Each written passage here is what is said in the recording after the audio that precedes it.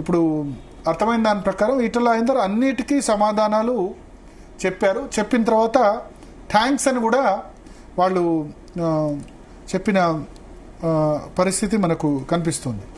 So ఒకసారి ఈటల రాజేందర్ గారిని తీసుకుందాం. రాజేందర్ గారు వినబడుతుందా అండి? ఇప్పుడు వినబడుతుంది సార్. 40 నిమిషాల పాటు విచారణ జరిగింది. మొత్తం 19 ప్రశ్నలు 24 ప్రశ్నలు వేశారు. లాస్ట్ లో మీ కమిషన్ చైర్మన్ థ్యాంక్స్ ఎందుకు చెప్పారు? నాకేం తెలుస్తాయండి. ఇప్పుడు 19 ప్రశ్నలు కాదు, నా 25 ప్రశ్నలు కాదు, నాకు 11 ప్రశ్నలు వేసినారు. నేను అన్నిటికీ సమాధానం చెప్పిన తర్వాత థ్యాంక్స్ అని చెప్పిన. నేను చెప్పగానే నీకు కూడా థ్యాంక్స్ అని చెప్పి నన్ను పంపించినారు. భరత్ గారు ఇప్పటిదాకా మీ డిబేట్ విన్నా, కానీ కాంగ్రెస్ పార్టీ నాయకుల ఆర్గ్యుమెంట్ గాని వాళ్ళు ఆడటం చూస్తా ఉంటే అసలు అవగాహన ఉన్నట్ట లేనట్ట.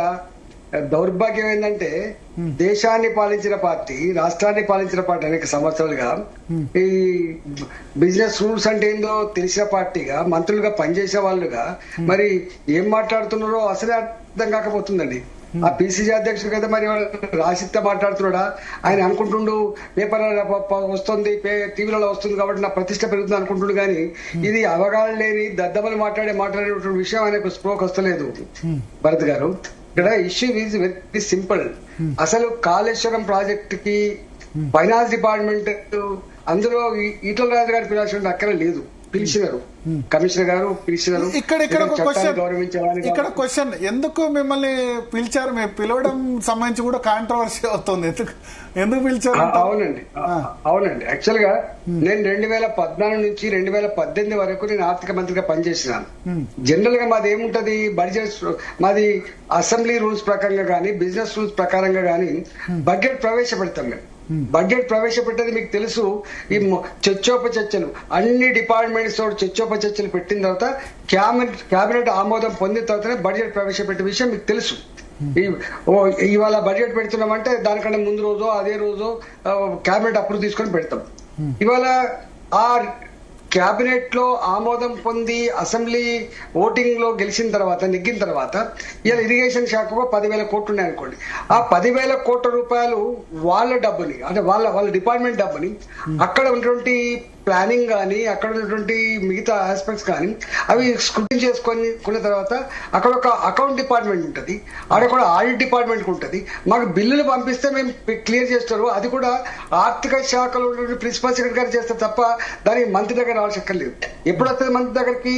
ఒకవేళ మేము ప్రవేశపెట్టిన బడ్జెట్ కంటే ఎక్స్ట్రా ఖర్చు అయిపోయిన తర్వాత తప్పకుండా మళ్ళీ ఆమోదం పొందాల్సి అక్కడ ఉంది కాబట్టి, రీఅప్రోప్రియేట్ చేసుకోవాల్సి అక్కడ ఉంది కాబట్టి అప్పుడు మళ్ళీ మా దగ్గరకు వస్తుంది. అప్పుడు మేము కూడా నేరుగా పాస్ చేసే ఆస్కారం ఉంది కాబట్టి క్యాబినెట్ అప్రూవ్ తీసుకొని మళ్ళీ అసెంబ్లీలో రీఅప్రోప్రియేట్ చేసుకోవాల్సి అక్కడ ఉంటుంది. ఇంత ప్రొసీజర్ ఉంటుంది.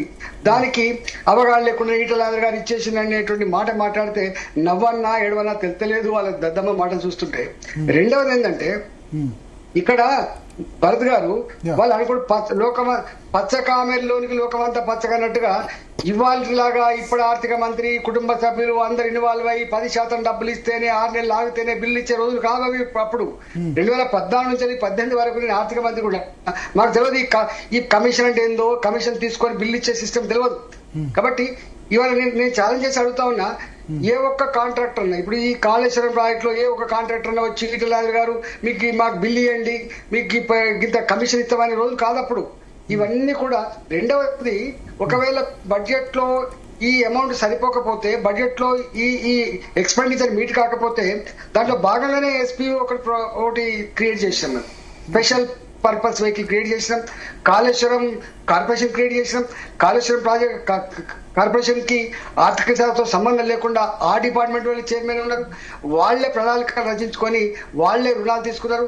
రుణాలు తీసుకున్నప్పుడు తప్పకుండా ప్రొజెక్టెడ్ బ్యాలెన్స్ షీట్ ప్రొడ్యూస్ చేయాల్సి అక్కడ ఉంది కాబట్టి తీసుకున్న కార్పొరేషన్ మళ్ళీ లోన్ ఎట్లా పే చేస్తుందో తెలియాలి కాబట్టి వాళ్లే ఇచ్చినారు. మేము ఇట్లా ఈ డ్రింకింగ్ వాటర్ అమ్ముకుంటే గింత వస్తుంది, ఇరిగేషన్ ద్వారా గింత వస్తుంది, ఇండస్ట్రీస్ సప్లై అయితే ఇంత వస్తుంది, మాకు సంవత్సరానికి ఇంత వస్తుందని చెప్పి వాళ్ళు ప్రొజెక్ట్ చేసినారు.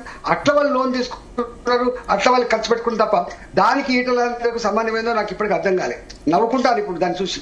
ఇవాళ నన్ను కూడా కమిషన్ కూడా చాలా సార్లు అడగాలని చెప్పి ప్రయత్నం చేసినారు, కానీ వారు ఎందుకో నేను చెప్పిన తర్వాత అసలు ఆ ప్లానింగ్ గానీ, డిజైనింగ్ గానీ, క్వాంటిటీస్ గానీ, క్వాలిటీస్ గానీ, లేకపోతే ఇతరత్ర గానీ మాకేం సంబంధం ఉండదండి.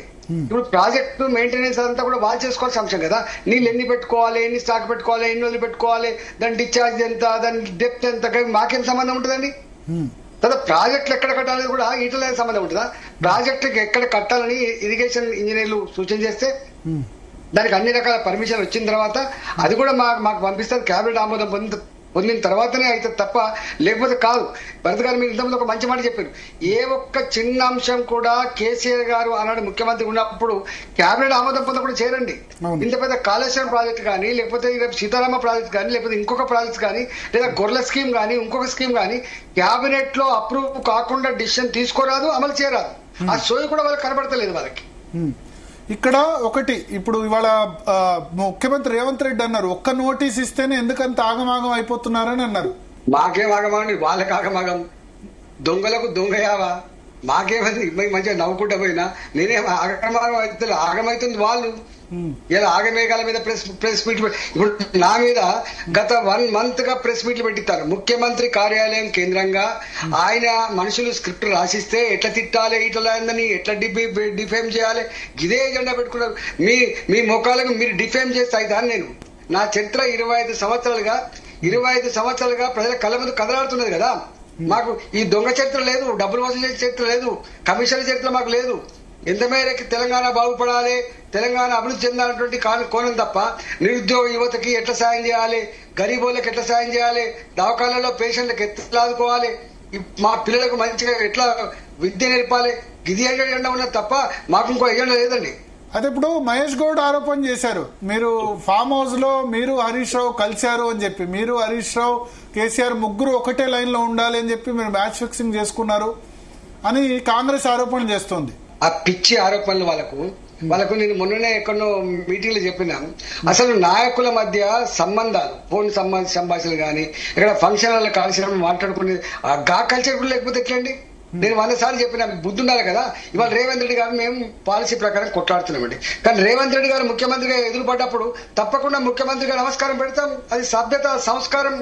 రాజకీయ నాయకుడు అంటే ఆ మాత్రం జ్ఞానం లేకపోతే, ఆ మాత్రం గొప్పతనం లేకపోతే ఇంకేముంటుందని చెప్పండి. ఉంటే బయటపెట్టమని చెప్పండి. నువ్వు మొత్తం ఇప్పుడు ఈ ప్రభుత్వం కూడా ఫోన్ ట్యాప్ చేస్తుంది. నీ ఇంటెలిజెన్స్ కదా బలహీనంగా నాడుతున్నా నేను. బయటపెట్టమని చెప్పండి. మా ఫోన్ ట్యాప్ ఉంటే బయటపడమని చెప్పండి. ఏ ఫామ్ హౌస్ లో కలుసుకున్నామో, ఎప్పుడు కలుసుకున్నామో దమ్ముంటే. అంటే మీరు హరీష్ రావు గలవడం ఇదివరకు నా పుట్టినరోజు సందర్భంగా మా ఇంట్లో కలిసినప్పుడు కూడా వివాదం అయింది. అప్పుడు కూడా ఆయన నేను 20 ఏళ్ళు కలిసి పనిచేసినాం, మీకు తెలుసు భరత్. ఆయన నేను 20 ఏళ్ళు కలిసి పనిచేసినాం. నేను ఫ్లోర్ లీడర్ గా, ఆయన డిప్యూటీ ఫ్లోర్ లీడర్ గా పనిచేసిండు తెలంగాణ ఉద్యమంలో. నేను రాజీనామా చేసినప్పుడు కేసీఆర్ గారు ఒక బాధ్యత చెప్పిండు, ఈటల రాజేందర్ గారిని ఎట్లా చేసి ఓడగొట్టమని చెప్పి. ఓడగొట్టడానికి ఆయన సర్వశక్తులు ఒడ్డిండు 6 నెలల కాలం పాటు. ఆయనకి ఎంత శక్తి ఉందో, ఎంత డబ్బు ఉందో, ఎన్ని పద్ధతులు ఉన్నాయో, ఎంత అధికారాన్ని వాడుకోవాలో అవన్నీ వాడుకొని నన్ను ఓడగొట్టడానికి ప్రయత్నం చేసిండు. కానీ ఆయనకు ఓటమి తప్పలేదు. నాకు కాదు, నాకు ప్రజలు మంచి విజయాన్ని కట్టబెట్టిండ్రు. అయినా దానికే మళ్ళీ సంబంధాలకి రేపు మళ్ళీ ఏమైనా అవకాశం వచ్చిందనుకోండి, ఆ పార్టీని ఓడగొట్టడానికి, నాకే సందర్భం వస్తే ఆయన ఓడగొట్టడానికి తప్పకుండా ప్రయత్నం చేస్తాయి. ఎందుకు చేయని చెప్పండి. ఈటలకు మ్యాచ్ ఫిక్సింగ్ ఉంటాయా? మీకుంటాయి మ్యాచ్ ఫిక్సింగ్లు, మీకుంటాయి ఆ దొంగ ఒప్పందాలు, మాకెందుకుంటాయండి? బాధ్యత మాట్లాడతాం, బాధ్యత యుద్ధం చేస్తాం అవసరం వస్తే తప్ప బేజాప్తా దొంగ పద్ధతులు మా నైజం మా ఒంట్లో, మా బ్లడ్ లో లేవండి భరత్ గారు. అదే ఈటలకు వ్యతిరేకంగా బీజేపీలోనే కుట్ర జరుగుతుంది అంటారు. ఇది కొద్దిమంది రేవంత్ కు సన్నిహితులైన నేతలు నోటీసులు ఇప్పించారు, రాష్ట్ర అధ్యక్ష పదవి రాకుండా కరెక్ట్ గా వచ్చే సమయంలో ఇది నోటీసులు ఇప్పించారు అంటున్నారు. సమాచారం ఉంటుంది, ఎవరైతే పేగులు లెక్క పెడతారు, లేకపోతే దేశం నడుతుందండి భరత్ గారు. మేము ఎట్లా కనబడతాం? భారతీయ జనతా పార్టీ గిన్ని రాష్ట్రాలలో అధికారంలో ఉందంటే, భారతీయ జనతా పార్టీ దేశాన్ని పాలిస్తుందంటే, భారతీయ జనతా పార్టీ నాయకత్వంలో దేశ ప్రజల గొప్ప ఎదుగుతుందంటే ఎంత సమాచారం ఉండాలి, ఎంత మెట్టుకులస్ ఉండాలి, ఎంత షార్ప్ ఉండాలి. మమ్మల్ని పట్టుకొని వీళ్ళ మీద ఆధారపడాల్సిన కర్మ మాకుందా? వీళ్ళు ఏం చేస్తున్నా మా పార్టీ తెలియదా? ఎవడు కుట్రదాల్లో మా పార్టీ తెలియదా అండి? గంత బలహీనంగా ఉంటాము మేము. అంటే ఇది రాష్ట్ర అధ్యక్ష పదవికి అడ్డంకేం కాదు ఇప్పుడు ఈ పిలవడం నోటీసులు ఇదన్నది. అసలు రాష్ట్ర అధ్యక్ష పదవి ఎవరికి ఇస్తారనేది నేను మాట్లాడలేను. ఎందుకంటే రాష్ట్ర అధ్యక్ష పదవి నేను డిస్కస్ చేస్తా. రాష్ట్ర అధ్యక్ష పదవి ఏ నాయకుడికి ఇవ్వాలి, ఎవరికి ఇవ్వాలి, ఎప్పుడు ఇవ్వాలి, ఎట్లా ఇవ్వాలి, అదంతా మా హైకమాండ్ చూసుకుంటుందండి. నేనేం కామెంట్ చేస్తాను దాని గురించి. ఓకే. సో ఒకటి వీళ్ళకు క్వశ్చన్ అడిగారు, రీడిజైన్ చేయడానికి సబ్ కమిటీ సంతకం చేసిందా లేదా అని చెప్పి. సో సబ్ కమిటీలో నేను ఇంతకుముందు చెప్పినట్టు మీరు మెంబర్ ఉన్నారు, హరీష్ రావు ఉన్నారు, తుమ్మల నాగేశ్వరరావు ఉన్నారు, ముగ్గురు ఉన్నారు. 3 పార్టీల్లో ఉన్నారు ఇప్పుడు ముగ్గురు, 3 పార్టీల్లో. ఇప్పుడు ఒక మాట భరత్ గారు, ఎప్పుడన్నా క్రిటికల్ ఇష్యూస్ వచ్చినప్పుడు గానీ ఏదన్నా డీప్ గా ఆలోచించి నిర్ణయాలు తీసుకునేటప్పుడు ఇంత ఇన్వాల్వ్మెంట్ ఉన్నప్పుడు తప్పకుండా ఏ పార్టీ అయినా ఏ ప్రభుత్వం అయినా కూడా మంత్రివర్గ ఉపసంఘాలు ఇస్తుంది. ఇప్పుడు నేనున్నప్పుడు హౌసింగ్ మీద ఒక మంత్రివర్గ ఉపసంఘం ఉండే, తర్వాత ఇరిగేషన్ మీద ఒక మంత్రివర్గ ఉపసంఘం ఉండే. ఇంకోటి ఏంటంటే ఏ ఆర్థిక పరమైన ఇన్వాల్వ్మెంట్ ఉన్నా కూడా ఆర్థిక మంత్రిని తప్పకుండా కమిటీలో మెంబర్ గా పెడతారు. ఇక్కడ కూడా నన్ను మెంబర్ గా పెట్టిండు. వాళ్ళు చెప్పినారు తుమ్మిడి హట్టి దగ్గర కడితే గిట్ ఉంటది అని చెప్పి దాని అంతా ఎవిడెన్సెస్ అంతా మాకు ప్రొడ్యూస్ చేసిన తర్వాత మేము మంత్రివర్గ ఉపసంఘానికి వచ్చిన తర్వాత మంత్రివర్గ ఉపసంఘం ఆ నిష్ఠాలతో చర్చోపచర్చలు పెట్టి ముఖ్యమంత్రి గారి సూచనలు సలహాలు తీసుకొని మేము ఒక రికమెండేషన్ ఇస్తాం. రికమెండేషన్ ఇచ్చిన తర్వాత మళ్ళీ క్యాబినెట్ పోతుంది. క్యాబినెట్ ఆమోదం పొందిన తర్వాతనే ఇది రూపం దిద్దుకుంటే తప్ప అప్పటిదాకా రూపం దిద్దుకునే ఆస్కారం లేదు. ఎందుకు సంతకాలు పెట్టాం? సంతకాలు పెట్టేది మంత్రివర్గ ఉపసంఘం ఉంటాడా అండి? చెప్పండి. సంతకాలు పెట్టడానికే కదా, నమ్మకం ఉంటేనే కదా, ఇప్పుడు ఆలోచిస్తేనే కదా. ఇప్పుడు ఇది మేడిగడ్డ కూలిన తర్వాత మీకు ఏమనిపిస్తుంది? అది అక్కడ రీడిజైన్ చేయడం కరెక్ట్ అనిపిస్తుందా కాదనిపిస్తుందా? అది వాళ్ళు చెప్పాలి, నేను చెప్తా.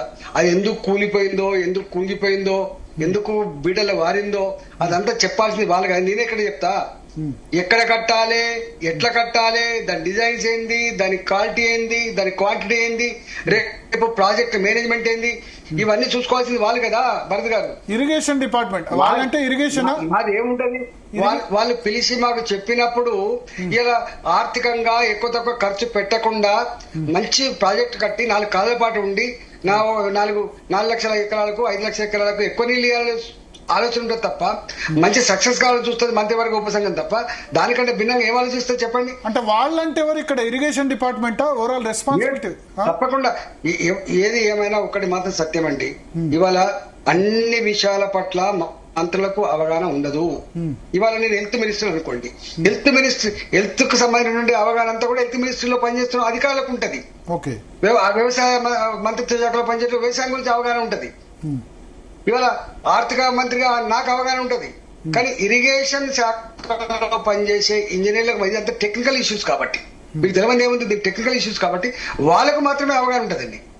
వాళ్ళకి ఇంకా పైన సంస్థలు ఉంటాయి, ఒకటి సిడబ్ల్యూసీ అని ఉంటది, ఒకటి వ్యాప్కోస్ అని ఉంటది, ఇంకా అనేక రకాల సేఫ్టీ డ్యామ్ సేఫ్టీ అథారిటీస్ అని ఉంటాయి.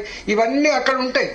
వాళ్ళు నిష్ఠాతులతో చర్చలు జరుపుకొని మాకు అప్డేట్ చేయాల్సి ఉంటది. వాళ్ళు అయ్యా మీకు ఇక్కడ లెటర్ రాసినాం, అక్కడి నుంచి సమాధానం వచ్చింది అని చెప్పి వాళ్ళు చెప్పాలి కదా మాకు. దాన్ని బట్టి మేము నిర్ణయిస్తాం కదా. ఓకే. సో వాళ్ళ బేసిస్ ఆధారంగా నిర్ణయం తీసుకో. అయితే కాళేశ్వరం కార్పొరేషన్ గురించి వస్తుంది. కార్పొరేషన్ ఏర్పాటు చేయాలంటే బిజినెస్ రూల్స్ ఏం చెప్తున్నాయి? ఫైనాన్స్ డిపార్ట్మెంట్ పర్మిషన్ అవసరమా? ఏది ఏర్పాటు చేయాలన్నా కూడా పర్మిషన్ అవసరం ఉంటది. ఎందుకంటే దానికి గ్యారంటీ ఇవ్వవలసింది ప్రభుత్వం కాబట్టి, ప్రభుత్వం అంటే గ్యారంటీ ఇచ్చేది ఫైనాన్స్ మినిస్టర్ కాబట్టి తప్పకుండా ఉంటదండి. ఓకే.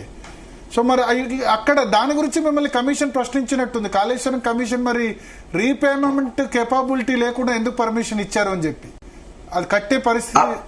ఆనాడు బ్యాంకులకు ప్రొజెక్టెడ్ బ్యాలెన్స్ షీట్ ప్రొడ్యూస్ చేస్తున్నప్పుడు ఇవాళ తాగే నీళ్ళ ద్వారా ఇంత కలెక్ట్ చేస్తాం, మేము ఇండస్ట్రీస్ కి నీళ్ళు సప్లై చేస్తే ఇంత వస్తుంది, ఈ వ్యవసాయం ద్వారా ఇంత మాకు ఆదాయం వచ్చే ఆస్కారం ఉంది, దేర్ ఫోర్ మేము కట్టగలమని చెప్పి చేస్తే లేదు. బ్యాంకు రుణాలు ఇవ్వవు, గుర్తుపెట్టుకోండి.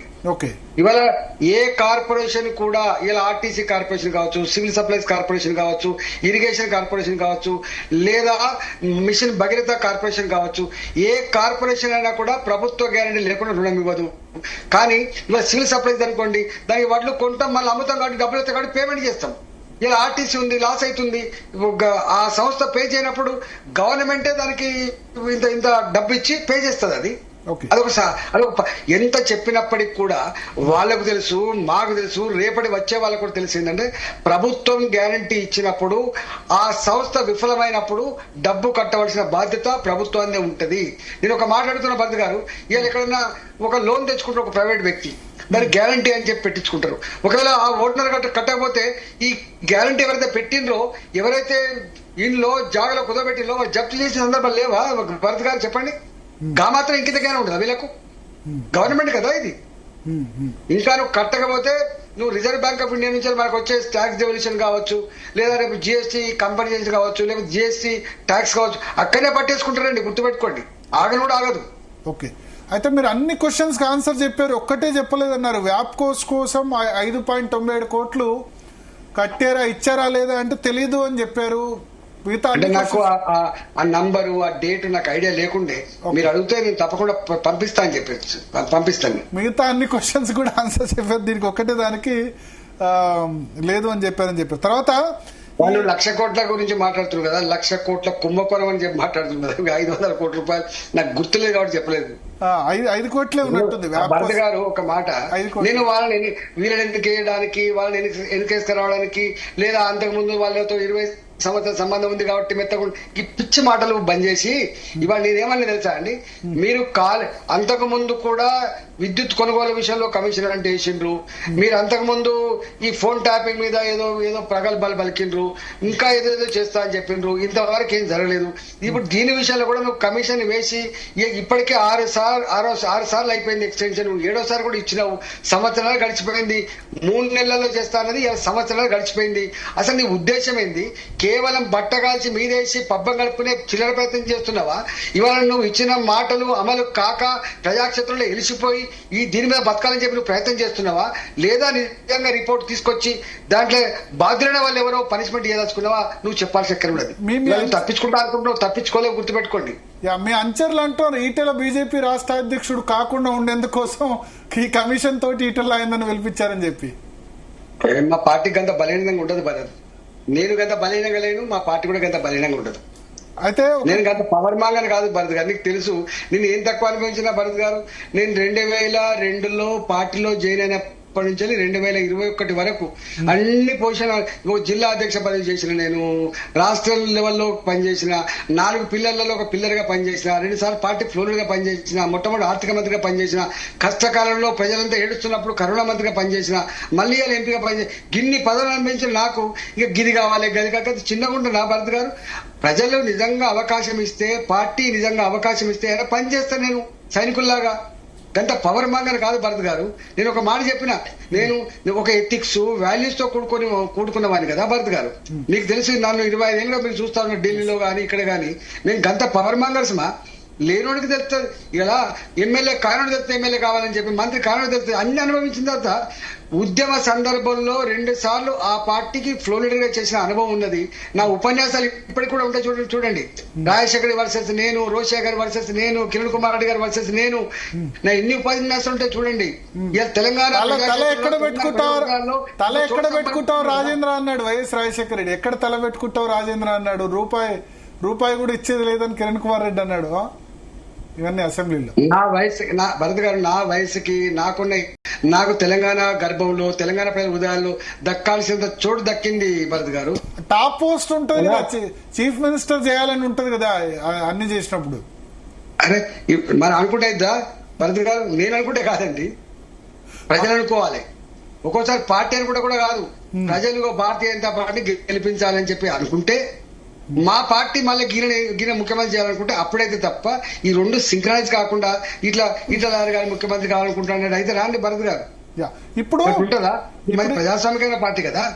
ఇప్పుడు మీ విచారణ అయిన తర్వాత కాంగ్రెస్ అంతా ప్రెస్ కాన్ఫరెన్స్ పెట్టి ఏం చెప్తున్నారంటే, కేసీఆర్ ను డిఫెండ్ చేశారు ఈటెల రాజేందర్, వీళ్ళు ముగ్గురు ఒకటే అనుకున్నారని చెప్పి కొద్దిసేపటి క్రితం నుంచి వాళ్ళ Congress party press conference start అయినాయి. అవగాహన ఉన్నోడు, జ్ఞానం ఉన్నోడు, బిజినెస్ తెలిసినోడు మాట్లాడు, అట్లా మాట్లాడు. వీళ్ళది కాళ్ళ కింద భూమి కదిలిపోతుంది కాబట్టి వీళ్ళన్ని ఎవరు చెప్తుండో, ఎవరు సలహా ఇస్తుండో తెలియదు కానీ అన్ని రంగాల్లో విఫలమైంది కాబట్టి, వీళ్ళకు ప్రజాక్షేత్రంలో ఎలిసిపోయింది కాబట్టి, వీళ్ళకి ప్రజల మద్దతు పోతుంది కాబట్టి పిచ్చి లెక్కలు పిచ్చితనంతో ఇట్లాంటి పిచ్చి పనులు చేస్తుంది తప్ప మీరు ఎన్ని చేసినా ఎన్ని కుట్రలు చేసినా కుతంత్రాలు చేసినా మీరు గీంకారాలు పెట్టినప్పటికి కూడా మీకు ప్రజాక్షేత్రంలో నీకు మద్దతు వచ్చే ప్రసక్తి లేదు, గుర్తుపెట్టుకోండి. మేము 100% భారతీయ జనతా పార్టీ గారి బీఆర్ఎస్ పొందబెట్టాలి, మేము కాంగ్రెస్ పార్టీని కూడా పొందబెట్టాలి. మేము అనుకోవట్లే పొందబెట్టాలని చెప్పి ప్రజలు ఏమనుకుంటున్నారు? 9.5 సంవత్సరాల పాలించిన ఈ బీఆర్ఎస్ పార్టీ కావచ్చు, ఇవాళ 18 నెలలుగా పాలిస్తున్న కాంగ్రెస్ పార్టీ కావచ్చు, వీళ్ళ నైజం ఏందో వీళ్ళ కథ ఏందో మాకు అర్థమైపోయింది. కాబట్టి 2 పార్టీల బొంద పెట్టాలి, అది బీజేపీతో మాత్రమే సాధ్యమైందని చెప్పి వాళ్ళు అంటారు. కాబట్టి ఒక కర్తవ్యంలో మేము ఉన్నాం. భరత్ గారు, బీఆర్ఎస్ మీద ఎందుకు తక్కువ తిడుతున్నారు ఈ మధ్య? ఇద్దరు బాగా బీఆర్ఎస్ తిట్టేవాళ్ళు ఇప్పుడు తిట్టట్లేదని అంటున్నారు. ఇవాళ అధికారం ఉన్నవాడు ఎవరండి? ఇలా ఇందిరమ్మ ఇల్లు ఇవ్వాలి, ఇందిరమ్మ ఇల్లు ఇవ్వాలంటే నిన్న కూడా చెప్తుండు కాంగ్రెస్ పార్టీ నాయకుల కాళ్ళు మొక్కుతాడు ఇందిరమ్మ ఇల్లు. నీ అబ్బాయి జాగిరా కొడుకా, ఏం మాట్లాడుతున్నావు అంటున్నాను నేను. ఇలా కాంగ్రెస్ పార్టీ మా దగ్గర ఇల్లు కలిపోతే ఇగో నువ్వు పోయి కాంగ్రెస్ పార్టీ నాయకుడు కాళ్ళు మొక్కుపో, నీకు ఇత్తడు పో అంటారు. నీ అబ్బాయి జాగిరా, ఇది రికార్డు ఉంది మా దగ్గర. ఇట్లాంటివన్నీ కూడా నీ కమిటీలు వేసుకొని నువ్వు చేస్తున్నావు, నీ జాగిరి కాదు కదా.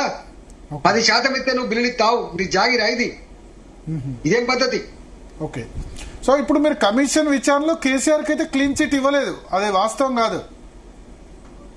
నేను ఒక మాట చెప్పిన, మీరు నిజంగా విచారణ ఇప్పుడు నన్ను విచారించిండ్రు, రేపు కేసీఆర్ గారిని విచారిస్తారు, రేపు హరీష్ గారిని విచారిస్తారు, ఇన్ని 100 మంది ఇంజనీర్లు విచారించిండ్రు. మీకు ఒక స్పష్టమైన అవగాహన అవుతుంది. పెద్ద రాకెట్ సైన్స్ కాదు, ఉత్తరే ఇస్తుంది ఏం జరిగింది అనేది. సో బయట పెట్టి దీనికి బాధ్యులు ఎవరు ఫిక్స్ అయ్యి నేను అంటున్నా. ఎవరు వద్ద అంటున్నారు? కమిషన్ ఎవరైనా ఇన్ఫ్లుయెన్స్ చేస్తే నువ్వు కమిషన్ రిపోర్ట్ దాచిపెట్టుకుంటావా? నువ్వు దాచిపెట్టుకోవడం కమిషన్ వేసినావా? ఇన్ఫ్లుయెన్స్ కావడానికి కమిషన్ వేసినావా? నీ చేతిలో ఉంది కదా. నీకు దమ్ము లేకపోతే సిబిఐకి అప్పచెప్పమని చెప్పినావు, కానీ నువ్వు చెప్పలేదు. నువ్వు అన్నావు నాకే దమ్ముంది, నాకే అన్ని రకాల అది ఉంది, నాకే ప్రజాధనాన్ని కాపాడేటువంటి శక్తి ఉంది అన్నావు కదా. కానీ మరి సంవత్సరం నడుస్తుంది, ఇటుపోయిన పవర్ పర్చేజ్ అగ్రిమెంట్ మీద కమిషన్ ఎక్కడ పోయిందని ఫోన్ ట్యాపింగ్ ఇష్యూ నేను అడుగుతున్నా. సార్, ఫోన్ ట్యాపింగ్ సంబంధించి మాట్లాడారు కాబట్టి చెప్తారు, మీ ఫోన్ కూడా ట్యాప్ అయింది అన్నారు, నిజమేనా? అప్పుడు ఆ సమయంలో నా ఫోనే, నా భార్య ఫోన్ ట్యాప్ అయింది, నా పిల్లల ఫోన్ ట్యాప్ అయింది. నేను చెప్తానే ఉన్నా కదా, ఎవరి ట్యాప్ కాదు, డ్రైవర్ల ఫోన్ కూడా ట్యాప్ అయింది. ఓకే, సో మీరు కూడా బాధితులే ఫోన్ ట్యాపింగ్ సంబంధించి ఆ పార్టీలో. ఆనాడు ట్యాపింగ్ అయినా ఇవాళ కూడా ట్యాప్ అవుతున్నాయండి. మళ్ళా ఇవాళ కూడా అందరూ అంటున్నారు ఇవాళ కూడా ఫోన్ ట్యాప్ అవుతున్నారు. ఫోన్ ట్యాపింగ్ లేకపోతే గవర్నమెంట్ ఎట్లా నడుతుంది అంటున్నారు. ఒక అడిగితే, ఒక పెద్ద మంది అడిగితే ఫోన్ ట్యాపింగ్ చేయకుండా గవర్నమెంట్ ఎట్లా నడుతుంది అంటున్నారు. ఒక గంట భయంలో ఉన్నారు.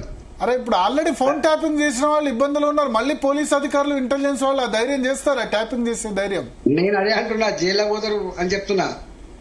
బానిసల లెక్క పనిచేస్తే బాసుల ఆదేశాలే శిరోధైర్యం అనుకుంటే, నీ బాధ్యత మర్చిపోతే, చట్టాన్ని లోబడి పని చేయకపోతే, మంచి పోస్టింగ్ల కోసం ఆశపడితే జైళ్ల పాలవుతారు. ఇప్పుడు కాదు, రాజశేఖర్ అప్పటి నుంచి చూస్తా ఉన్నాం, ఇవాళ చూస్తున్నాం, రేపు కూడా చూస్తారు. ఈ పద్ధతి మంచి కాదు.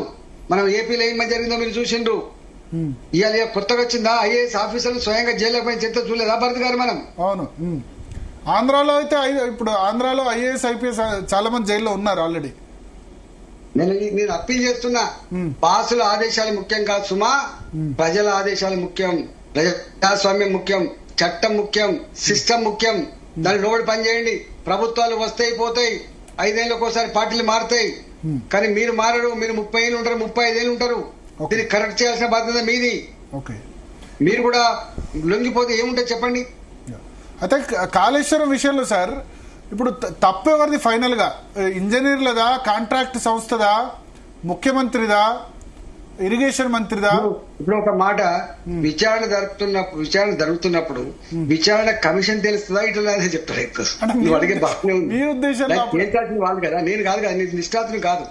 ఇప్పుడు కమిషన్ దాని జస్టిస్ గారు అందరితో మాట్లాడి వారు అపారమైన అనుభవం ఉన్న వాళ్ళు. వారు ప్రాజెక్ట్ కట్టినప్పుడు ఇన్సైడర్, కూలినప్పుడు అవుట్ సైడర్ అయినారు. అందుకనే అడుగుతున్నాను. కూలినప్పుడు ఇన్సైడర్ అయినా అవుట్ సైడర్ అయినా నిజమే, అబద్ధమే కదా భరత్ గారు. నేను ఒక మాట చెప్పిన, కంట మీద గన్ను పెట్టినా కూడా గదే మాట్లాడతామని చెప్పినాం. పదవుల కోసం పెదవులు మూసుకోలేమా భరత్ గారు? చాలా మంచి డైలాగ్ పెట్టారు, పదవుల కోసం పెదవులు మూసేవాళ్ళం వల్ల. ఒక మాట భరత్ గారు, ఇవాళ మీరు మమ్మల్ని ఇన్ని మాటలు అంటున్నారు కదా, మీ దాంట్లో ఇప్పుడు తుమ్మల నాగేశ్వర గారు ఉంటున్నారు, కడియం సిఆర్ గారు ఉన్నారు, జూపల్లి కృష్ణారావు గారు ఉన్నారు, తర్వాత పొంగులేని శ్రీనివాసరెడ్డి గారు ఉన్నారు. ఈ కేసీఆర్ గారి దగ్గర ఎట్లా పని జరిగేది, ప్రోటోకాల్స్ ఎట్లా ఉండేది, బిజినెస్ రూల్స్ ఎట్లా ఉండేది, ఎట్లా హక్కులు ఉండేది, ఇవన్నీ వాళ్ళని అడుక్కోవాలి కదండి. నన్ను పిలిచే ముందు మరి ఈటల రాజేంద్ర గారు ఆర్థిక మంత్రిగా పనిచేసిండు. ఆనాడు మంత్రుల పరిస్థితి ఏంది, ప్రోటోకాల్స్ ఏమున్నాయి, రూల్స్ ఏమున్నాయి, రూల్ ప్రకారం ఎట్లా నడిచే వాళ్ళు అడుక్కోవాలి కదా. అంటే చెప్పండి మరి మంత్రులకు లిమిటెడ్ నన్ను పిలిచి ఇప్పుడు కాళేశ్వరం ప్రాజెక్టు మీద ఏ మంత్రివర్గ ఉపసంఘం అన్నారో వారు అక్కడ ఉన్నారు కదా, వాళ్ళతో మాట్లాడుకోవచ్చు కదా. ముఖ్యమంత్రి గారు ఏం జరిగిందో మొత్తం రిపోర్ట్ చెప్పారా చెప్పండి. ఓకే, బాధ్యత కలిగిన వాళ్ళే కదా మరి వాళ్ళు. అవును, అంటే అప్పుడు మంత్రులకు చాలా లిమిటెడ్ పవర్స్ ఉన్నాయి, అంతే కదా మీరు చెప్పదలుచుకుంది. చాలా నేను అంటలేను, వారిని అడగమని చెప్తున్నా. మంత్రులకు ఏం పవర్స్ ఉన్నాయో వాళ్ళు అనుకోరాదు. ఈటల రాజేంద్ర గారు ఆర్థిక మంత్రిగా పనిచేసిండు. ఆయన ఏం చేసిండో నీకు తెలుస్తుంది కదా, వాళ్ళకైతే క్లోజ్ గానే ఉంటాం కదా. అయితే ఒకటి ఇప్పుడు దీంతో కొంత కోరిలేటెడే బట్ కాకపోవచ్చు. ఇప్పుడు కవిత బీఆర్ఎస్ బీజేపీలో విలీనానికి సిద్ధం అని చెప్పి ఆమె ఆరోపించిన పరిస్థితి, బీఆర్ఎస్ బీజేపీ కలిసి నడుస్తున్నాయని చెప్తున్నారు. బీజేపీ పార్టీకి ఆ అవసరం లేదు, గుర్తుపెట్టుకోండి. మేము స్ట్రీట్ ఫైట్ చేస్తున్నాం కాదు, స్ట్రైట్ ఫైట్ చేస్తాం. మేము ఇవాళ ఇన్ని రాష్ట్రాల పవర్లోకి వచ్చినాం, ఇన్ని రాష్ట్రాల పవర్ లో ఉన్నాం. మేము దేశాన్ని పాలిస్తున్న పార్టీ. ఇలా సౌత్ ఇండియాలో తెలంగాణ తప్పకుండా రేపు భారతీయ జనతా పార్టీ గెలుస్తా అని చెప్పి మొత్తం ఏ సర్వే చూసినా తెలుస్తా ఉంది. మాకేం కర్మ పట్టిందండి వాళ్ళతో. చాలా విలీనం చేసుకున్నారు మహారాష్ట్రలో, షిండే అట్లా చాలా పార్టీలు విలీనం చేసుకున్నారు కదా. అజిత్ పవార్ పార్టీ ఈడీ కేసులు పెట్టి అట్లా సేమ్ చేసుకునే ప్రయత్నం చేశారని కవిత ఆరోపిస్తున్నారు. అది వారిని అడగండి కానీ తెలంగాణలో అవసరం లేదండి. కేసీఆర్ కూడా మీతో ఫ్రెండ్లీ, అవకాశం లేదు. కేసీఆర్ మీతో ఫ్రెండ్లీ ఉంటున్నారు, సభలో కూడా మనం మాట్లాడలేదని ఆరోపించారు. అది వారిని అడగండి, నేను ఎట్లా చెప్తా చెప్పండి. అంటే ఆమె మీ పార్టీ మీద విమర్శ చేస్తున్నారు, అందుకని అడుగుతున్నా. ఇప్పుడు ఏం చెప్పమంటో భరత్ గారు, 10 సంవత్సరాల సీడీలు తీయండి. మోడీ గారి గురించి కేసీఆర్ ఏం మాట్లాడిండో, మోడీ గారి గురించి కేటీఆర్ ఏం మాట్లాడిండో, ఆ కామెంట్స్ విన్న తర్వాత మోడీ గారు అట్టయ్య ఏం మాట్లాడిండో, అవన్నీ ఉన్నాయి కదా. అంటే అదంతా కూడా హుజురాబాద్ ఎలక్షన్ తో చేంజ్ అయింది. Before Huzurabad election friendly, Etela Rajender join అయిన తర్వాతనే చేంజ్ అయింది అంటున్నారు కదా. అట్లేం లేదండి, ఇంతకుముందు కూడా ఉన్నాయి. తప్పు హుజురాబాద్ ఎలక్షన్ వల్లే ఆగ్రహం, బీజేపీలో జాయిన్ చేసుకోవడం ఈటల వల్లే కేసీఆర్ కోపం వచ్చింది. అందుకని అప్పటి నుంచి బీఆర్ఎస్ పెట్టి మోడీని తిట్టడం స్టార్ట్ చేశారన్నారు కదా. అట్లా ఇదంతా తప్పు భరత్ గారు, అంతకుముందు నుంచే కూడా ఉంది. అంతేనా? మోడీ ఏంది, గీడీ ఏంది, నీ కేంద్రం ఏంది, మంచిగా ఉంటే ఆయుష్మాన్ భారత్ ఎందుకు అమలు చేయలేకపోయినాం ఇక్కడ? ఎందుకు ఇలా మిగతా వాటి విషయంలో అనేక విషయాలలో కేంద్ర ప్రభుత్వం మాకు లేవా? మాకే బొచ్చనంత ఆస్తున్నది, మేమే రిచెస్ట్ స్టేట్, మేమే అన్ని చేసుకున్నామని చెప్పిండు. మరి ఏం ముఖం పెట్టుకుని వస్తున్నారని చెప్పిండు, ఏమి ఇచ్చినా వస్తారని చెప్పిండు. ఎన్ని మాట్లాడిండండి వాళ్ళు. 2021 కంటే ముందు కూడా మాట్లాడిండండి. ఓకే, సో ఇప్పుడు కవిత తిరుగుబాటు చేయడం వల్ల బీజేపీకి ఆపర్చునిటీ సార్ తెలంగాణలో? తెలియదండి మాకు. ఇష్యూస్ లో మేమేం తల చూస్తాం, మాకేం అవసరం. వాళ్ళ లాభం వరకు నష్టం వరకు వాళ్ళ పార్టీకి ఎరక, మాకేం తెలుసు. అంటే మీరు అప్పుడు ఆ సంఘటనలన్నిటికీ సాక్షిభూతం కదా, అనేక వాడికి సాక్షిభూతం ఉంటాం కదా భరత్ గారు. 20 ఏళ్ళు కదా ఫ్యామిలీలో గొడవలకు సంబంధించి అప్పుడు కొద్దిమంది క్వశ్చన్ చేస్తున్నారు. గులాబీ జెండా కోనర్ అంటే ఈటల రాజేందర్ ను పంపించేశారు పార్టీలో, కవిత మీద ఎందుకు చర్యలు తీసుకోవట్లేదని. మీరు అడగండి వారిని, నేనేం అడుగుతా. అంటాను కింద జనం అంటాను, ఈటలకు ఒక న్యాయం వారికి ఒక న్యాయం అంటున్నారు. నేను పట్టించుకోవట్లేదు, అది వాళ్ళ ఇష్టం కదా. అది వాళ్ళ సొంత పార్టీ లెక్కనే కదా, ప్రొప్రైటరీ కన్సర్న్ లెక్క ఉంటది కదా పార్టీ. అది జాతీయ పార్టీ కాదు కదా, ప్రజాస్వామ్య లక్షణం ఉండవు కదా. నా పార్టీ అంటాడు, నా ఇష్టం అంటాడు, నేను ఎవరైనా ముఖ్యమంత్రి చేసుకుంటా అంటాడు, ఎవరైనా తీసేస్తా అంటాడు, ఎవరైనా చేంజ్ చేసుకుంటా అంటాడు. అది వాళ్ళ ఇష్టం కదా. రీజనల్ పార్టీలలో అది ఉంటాయి కదా, మీకు తెలియదు ఏముంది. మరి ఇవన్నీ తెలిసి కూడా మీరు గులాబీ జెండా కోనర్ అన్నారు, అందుకనే పంపించేశారు. ఒక్కటి గుర్తుపెట్టుకోండి, గ్రామీణ ప్రాంతంలో ఉన్న కార్యకర్త కూడా ఈ జెండా నాదానికి పోతే జెండా బతకదు, గుర్తుపెట్టుకోండి. ఓకే, నాడు ఆ జెండాకు 10 రూపాయలు ఖర్చు పెట్టి జెండా కొనుకొచ్చుకొని, దానికి ఒక 5 రూపాయలు పెట్టి కొబ్బరికాయ పట్టుకొచ్చుకొని ఆ జెండా పాతినాడు ఆ ఊర్లలో వీడేందు ఇదేం జెండా రో, వీడెవరు, ఎక్కడి నుంచి వచ్చిండ్రో అని చెప్పి అవమానపరిచినాడు. ఆ గుండెలకు కత్తుకున్న వాళ్ళు 1 లక్షల మంది కార్యకర్తలు భరత్ గారు. ఓకే, తెలంగాణను గుండెల కచ్చుకుని లక్షల మంది ఉన్నారు. వాళ్ళు కనుక ఈ జెండా నాది అనుకోకపోతే జెండా మిగలదు కదా. వీళ్ళ భారతీయ జనతా పార్టీలో కూడా భారతీయ జనతా పార్టీ అయినా మోడీ గారిదే కాదు, భారతీయ జనతా పార్టీ అంటే నడ్డా గారిదే కాదు, లక్షల మంది కార్యకర్తలు నాయకులు ఆ జెండా కోసం సిద్ధాంతం కోసం ప్రాణాలు అర్పిస్తున్నటువంటి వాళ్ళు కోకొల్లండి. అందరు కలిస్తేనే, అందరి త్యాగ ఫలితమే, అందరి శివ ఫలితమే జెండా ఆ పార్టీ, గుర్తుపెట్టుకోండి. ఓకే, సో కొంత పెద్దోడు కింద ఉన్న కార్యకర్త కూడా జెండా కొనరే. ఓకే, ఆ కార్యకర్తల తరపున మీరు అప్పుడు వాయిస్ వినిపించారు. ఈ జైన్ ఇప్పుడు కూడా మా కార్యకర్త ఏ పార్టీలో కార్యకర్తలే కదా, కార్యకర్తలే పునాదురాలు కదా. వాళ్ళు కనపడది, పునాదురాలు కనపడతాయి ఇంటికి భరత్ గారు. పునాదిరాలు ఎప్పుడు కనపడనట్టే కార్యకర్తలు కూడా కనపడరు. కింద ఉండే మోస్తుంటారు వాళ్ళు, పార్టీని మోస్తారు, జెండాను మోస్తారు. జెండాను పీకెత్తే రక్తం ఒడుతాడు అక్కడ. ఓకే ఓకే, సో ఇప్పుడు కేసీఆర్ కవిత మీద చర్యలు తీసుకుంటారా లేదా? మీరు ఆయన మనసెరిగిన వ్యక్తి, చాలా దగ్గరగా చూసిన వ్యక్తి, మీకంటే నేను మొన్ననే ఒకసారి ఇక్కడ చెప్పిన, ఒకసారి ఆయన చిక్కు పెట్టుకున్నాడు వద్దనుకుంటే బ్రహ్మదేవుడు కూడా అతుకు పెట్టలేదు ఇంతవరకు అయితే. మరి ఆమెను అతుకు పెట్టుకుంటలేదు నాకు తెలియదు. మరి కుటుంబం రక్త సంబంధం విషయంలో ఏమైతే తెలియదు ఇప్పటిదాకా. ఇప్పుడు నరేంద్ర భాయ్ సాబ్ ఉన్నాడు, ఇన్నయ్య గారు ఉన్నారు, విజయశాంతి గారు ఉన్నారు, నేనున్నా, ఓ మా రెహమాన్ లాంటి ఉన్నాడు, ఓ కొల్లలుగా ఎంతమంది బయటికి పోయినా మీకు ఎరక. మరి ఈ వీరి విషయంలో ఏమైతే వేచి చూడాలి. రక్త సంబంధికులు మినహాయింపు ఉంటుందా ఉండదా? అంటే మేము అనుకున్నాం రక్త సంబంధం కంటే కూడా వర్గ సంబంధం గొప్పదా అనుకున్నాం. కానీ ఇప్పుడు తెలియాలి ఈ రక్త సంబంధం గొప్పదా వర్గ సంబంధం గొప్పదా తెలుస్తుంది. కవితను ఆహ్వానిస్తారా మీ పార్టీలోకి వస్తే గనక? ఇప్పుడు బయటకు వచ్చేటట్టున్నారు. తెలియదండి నాకు, నేను కాదు కదా. మీకు మంచి సంబంధాలు ఉన్నాయి కదా, అంటే పర్సనల్ గా వ్యక్తిగతంగా కవిత అందరితో భరత్ ఇప్పుడు నీతో మాట్లాడగలుగుతా, నేను ఎదురు పడితే రేవంత్ రెడ్డి గారితో కూడా మాట్లాడగలుగుతా, రేపు కేసీఆర్ గారితో కూడా అసలు నాయకులు అంటే ఎంత బ్రాడ్గా ఉండాలి భరత్ గారు, ఎంత సంకుచితం అయిపోయింది వ్యవస్థ. నిజంగా అంటే రాజకీయ నాయకులు శత్రులాగా చూసుకుంటారు, ఒకరితో ఒకరు మాట్లాడే సిస్టమ్ ఉండకూడదు. Bad practice which is implemented by KCR. This is not fair for democracy. Okay,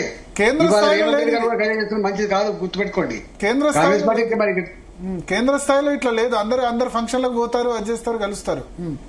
మొన్న నేను పార్లమెంట్ లో ఒక మాట సంఘటన చూసిన, చెప్పాలి ఇప్పుడు ఈ సందర్భంగా. ఫస్ట్ థర్డ్ టైం మోడీ గారు గెలిచి ప్రమాణ స్వీకారం అయిపోయిన తర్వాత రాష్ట్రపతి గారి ప్రసంగం మీద జవాబు చెప్పాలి. జవాబు చెప్పడానికి మోడీ గారు లేచిండ్రు. మొత్తం 230-20 మందో ఆ ప్రతిపక్ష ఎంపీలంతా చుట్టుముట్టిండ్రు. చుట్టుముట్టి చివరికి ఆయన బ్లాక్ చేసిండ్రు. అంటే నిబంధనలకు విరుద్ధంగా, ప్రజాస్వామ్యానికి విరుద్ధంగా అవమానపరుస్తూ, అంటే ఆ సభను అవమానపరుస్తూ, ప్రధానమంత్రి చైర్ను అగౌరవపరుస్తూ చుట్టుముట్టమే కాకుండా ఇంకా ఫోటో కనపడకుండా కూడా ఇట్లా రెండు అట్లా ఎగిరితే మోడీ గారు చేసిన పని తెలుసా అండి? మీరు ఇంత అలసిపోయినరు, ఇవో మంచినీళ్ళు తాగమని చెప్పి తన కోసం పెట్టుకున్న మంచినీళ్ళ సీసా వాళ్ళకి ఇచ్చి మీరు తాగి మళ్ళీ అరవండి బిడ్డ అన్నారు. That is the culture of BJP. That is the broadness of the Modi. గుర్తుపెట్టుకో, దట్ ఈస్ మోడీ. గది ప్రజాస్వామ్యం. ఇక్కడ పెట్టు, మంచినీళ్ళు తాగి పెట్టు.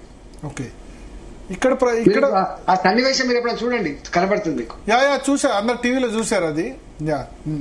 సో మొత్తానికి యాక్షన్ కవిత మీద ఉండకపోవచ్చు, రక్త సంబంధికులు కాబట్టి. తెలియాల్సింది ముందు.